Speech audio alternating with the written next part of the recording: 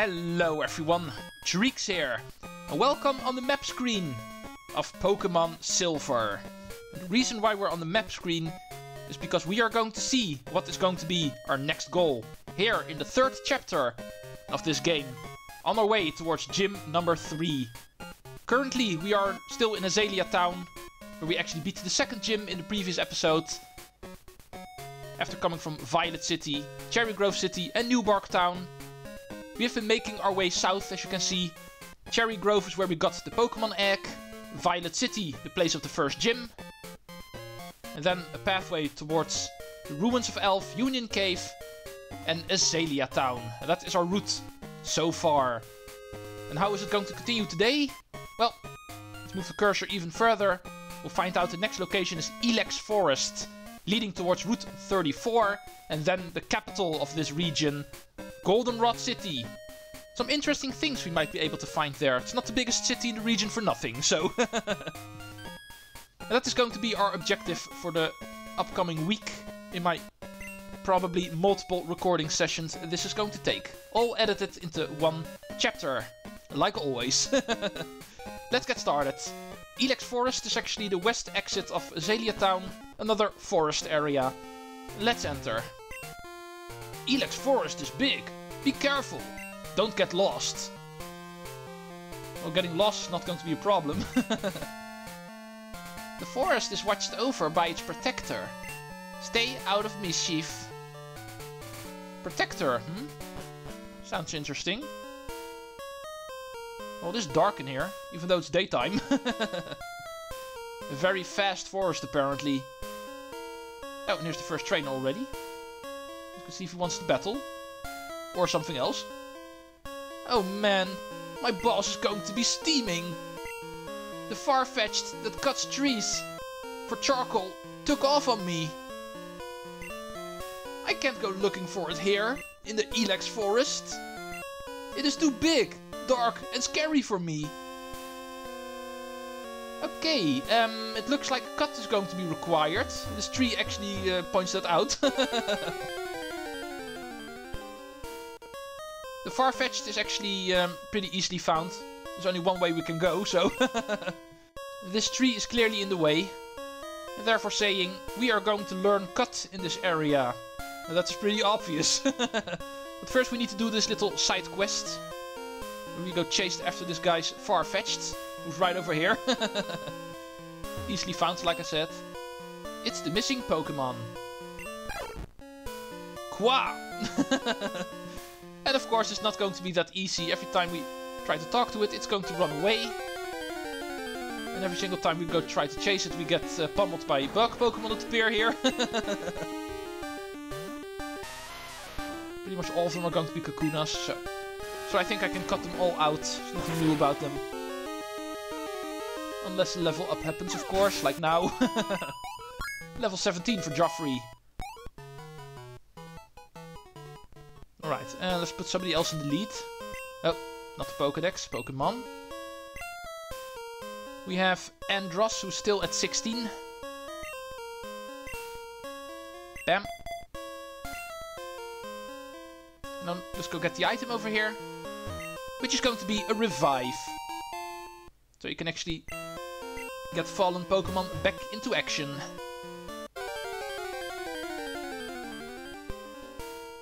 Now, let's go interact with you again. No! Let's try this over. Qua! Right, this time it does not move too far. Qua! Stop running away. Okay, now you're going left. And I'm going to get pummeled by another wild Pokemon again. Oh, here's the first non-Kakuna, Paris. And therefore saying, let's go start catching this guy, because of course this is one we don't have yet. Thunder Shock should be good enough. It's not going to be very effective, so hopefully you're going to survive. Yeah, indeed. And I don't dare do anything else. So let's go try using a Pokeball. It's only a level 6, this should be enough. Yeah, there we go. The second Paris of our Pokemon career, you might say. But this one is a girl.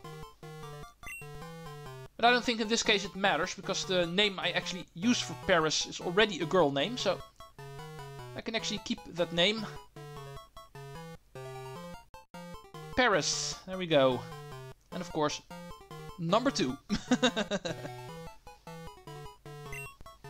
So, another Pokemon we can scratch off our list. Let's go chase this Farfetch'd. It's actually a Pokemon we cannot catch here, but still. Oh. Biggest downside of these mini dungeons, of the wild encounters that constantly happen.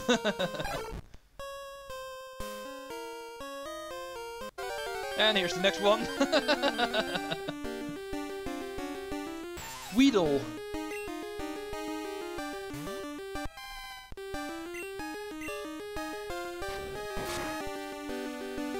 Bye. Alright. Where were we? Oh yeah, at Qua! Oh, bumped into the tree there. Oh, and it looks like he returned to his trainer. And the boss is also here now. Ah, my Farfetch'd! You found it for us, kid? Without it, we wouldn't be able to cut trees for charcoal. Thanks, kid. Now, how can I thank you?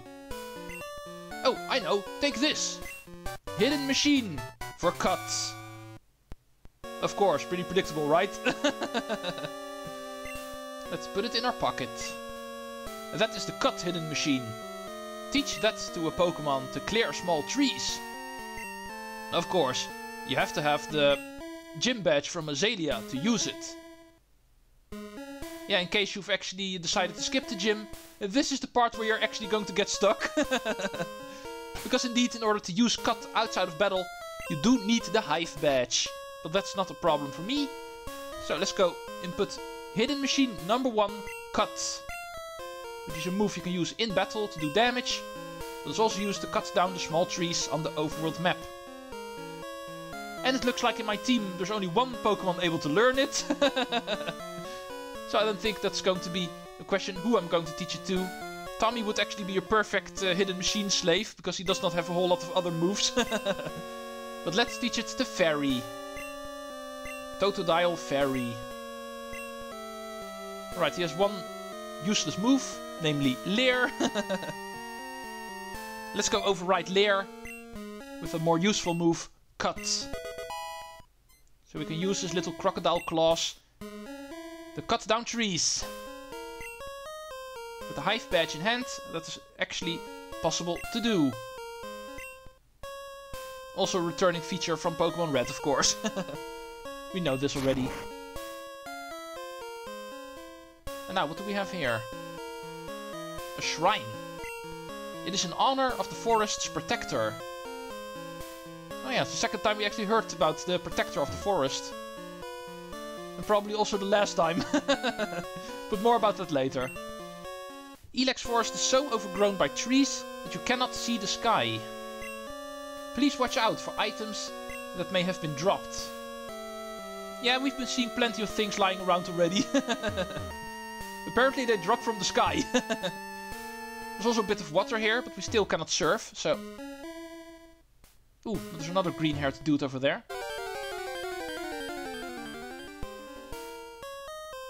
And it seems, looking up in notes, this guy is very important, so we definitely want to talk to him. Let's go around these trees and talk to this guy for the next mechanic. The next new mechanic in this game. Here we are. What am I doing? I'm shaking trees using Headbutt. It is fun. Here, you should try it too. And we received Technical Machine number 2 for Headbutt. Let's go explain this some more. Rattle trees with Headbutt. Sometimes sleeping Pokemon can fall out. Aha! A new way to actually catch Pokemon in this game. The Headbutt mechanic. These small trees you actually find in the overworld you can actually shake. But you can only shake them if you use Headbutt on them. Therefore saying also a move you can use outside of battle. Let's go input this technical machine on... well, this time it's the other way around. This time there's only one Pokemon who can't learn it. But since this is pretty much machine slave move, I'm going to teach it to Tommy, because this time he can. So, let's put it on him. And now we can actually use it outside of battle. A Pokemon could be in this tree. Let's Headbutt it. Tommy did Headbutt, shaking the tree. And if you get lucky, a Pokemon will fall out, initiating a wild Pokemon battle. In this case, Weedle, so not per se something we are looking for. But there's indeed going to be a couple of exclusive Pokemon that you can find in the trees. There's two sets of trees in the overworld. The ones in West Johto and the ones in East Johto, all dropping different kinds of Pokemon. But let's go try getting one of the exclusive Pokemon in here. It does not work on the big trees here, as you can see. We cannot interact with them. But we can with the smaller ones. Let's see if we're able to find one of the exclusive Pokemon in here. Well, that was not what I was looking for, but still. Beedrills can also appear in here. And pretty high level even, so... pretty decent for experience grinding, these guys.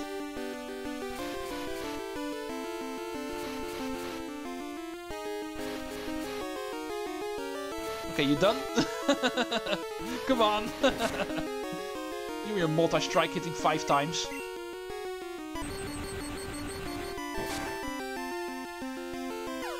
Alright. Pretty fun. Shaking trees. Trying to find Pokemon. But also pretty difficult to actually find the ones you're looking for. So I think I might actually do this later, whenever I start grinding. Ralph, shut up. But indeed, looking at my notes, there is a couple of Pokemon we need to catch using the Headbutt mechanic. However, I'd like to continue with my adventure for now. I'll come back for this later. When I have more time in between my recording sessions. Let's move on.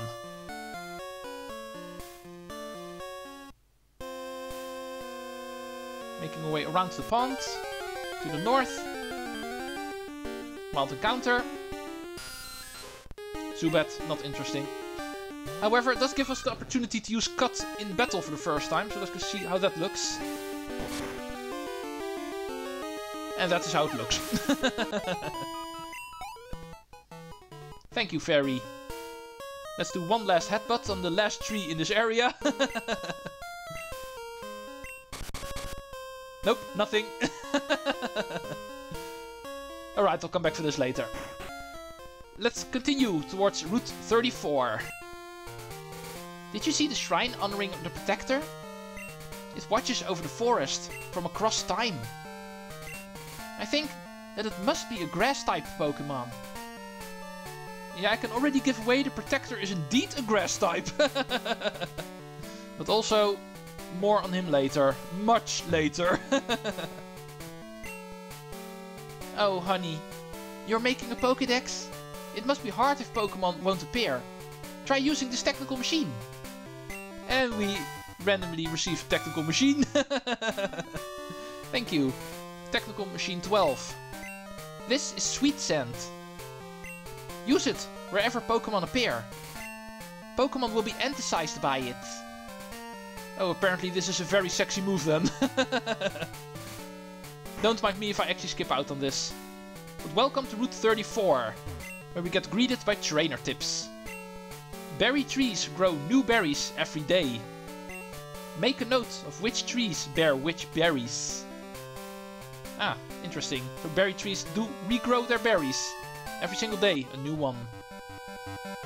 This is where I do my training. And this is where I do the beating of you. First trainer battle on Route 34. Youngster Samuel, who brings out 4 Pokemon. One of them Rattata. Right, Fairy, I'd like you to reach level 18.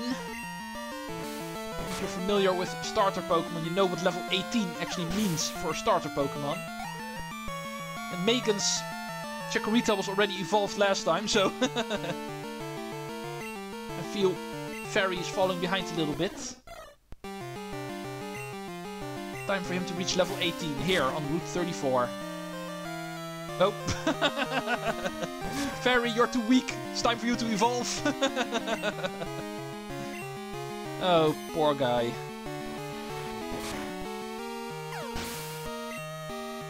$99 XP. Number 3, another Spearow. Andros. You're a better bet against the flying type. Apparently Fairy is not able to take you out in one hit, so let's do it with you instead. You also need to reach level 18, of course, so that right is not exclusive to Fairy.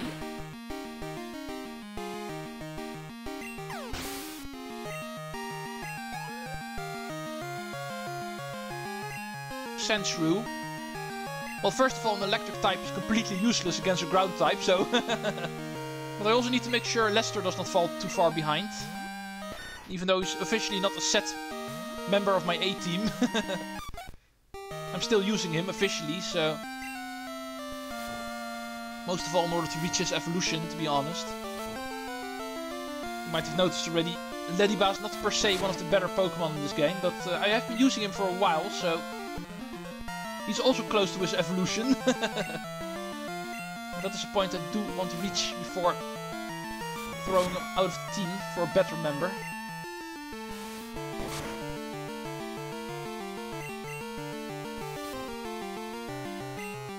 Two Pokemon close to evolution. Lester and Fairy. But both of them not quite there yet. Okay, that was a good one. The trainer is at least defeated. This is also already where the tall grass is, so might as well start looking for the new Pokemon here as well. Come on. Let's try that again. Oh, here's the first one. Thank you. Wild Drowsy actually appear in here. Remember Howard from the first game? Which was actually in my A-team for a very long time. I'll try not to repeat the same members of the A-team compared to the previous game, so I don't think I'm going to use Drowsy/Hypno again in this game. But if you want to, you definitely can. He also appears in this game. Can be first found here on Route 34. And even though I'm not planning on using him, I am planning on catching him. Pokeball, go!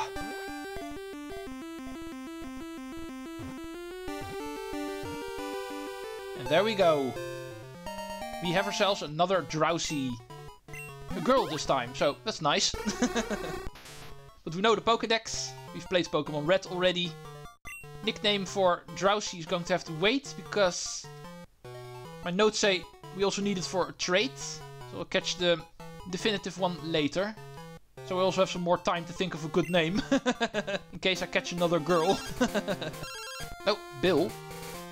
Hi, Treecks. It's me, Bill. Who is Bill? Thanks for using my storage system. That last Pokemon that you sent filled your box up. You'll have to switch boxes if you want to catch more Pokemon. Bye for now. Oh, how nice of Pokemon Silver to actually give you a warning the moment your Pokemon box is full. That is something that Pokemon Red actually lacked. So, that's something we need to take care of next time we find the Pokemon Center. First, let's continue with the trainers. I just got my Pokemon back from daycare. Let's see how much stronger it got. Ooh, daycare. That's also something we remember from Pokemon Red, don't we? A place where you can actually automatically level up your Pokemon depending on the steps you take in the game. It seems that also returns. And it's got to be near here, because this guy isn't talking about it for nothing. His Pokemon is a Snubbull at least. Some sort of cute little dog, you might say. Even though I never thought it was really cute, but still. A lot of people do like dogs, so not hard to imagine also a Pokemon was actually made after cute little dogs at some point. Oh, choosing an item. Just a regular berry. But you should be enough for my level up. One I've been waiting for a while. Scary face. I do love how it's a laser attack. But anyway, it's not going to help you a whole lot. You're still going to lose. Water gun. And this is over. Fairy is going to reach level 18 at last. And since we're dealing with a starter Pokemon, we know what that is going to mean. Yeah, there we go. Fairy is evolving. Screw Megan's Bayleaf. We also have our stage 2 starter Pokemon now. The Totodile Fairy is now the Croconaw Fairy. Thank you, Brandon. Pokédex time. Because the game refuses to do it automatically the moment an evolution happens. Yeah, here you are. Pokemon number 8 in the list, of course. Croconaw. Of course, because of still being a crocodile, a big jaw Pokemon. It opens its huge jaws wide when attacking. If it loses any fangs while biting, they just grow back in. Awesome little thing. Definitely one of the more better designed Pokemon in the second generation Croconaw. However, we first want to use some other Pokemon, of course. We're not going to abandon the rest of the team just because of my starter evolving. Joffrey, you're next up for level 18. Let's continue. Here's another trainer. Let's go see what this guy can bring to us. I am the best in my class at Pokemon. And how many people are in that class? 2? Well, let's not make any judgments beforehand. Let's go see what you have. Mankey. Ooh, interesting. That is another Pokemon Gold exclusive Pokemon, if I'm not mistaken. But he did appear in Pokemon Red, because I did catch him there. So we know what that guy actually is. Fighting type.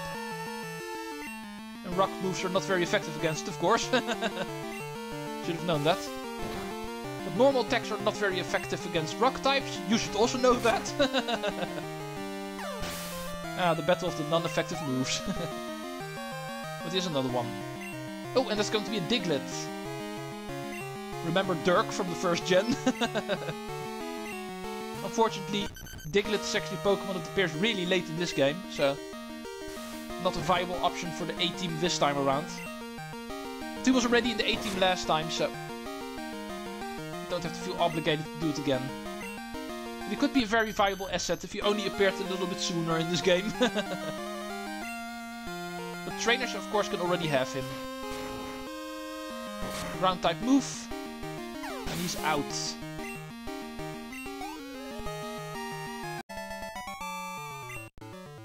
And that was another trainer.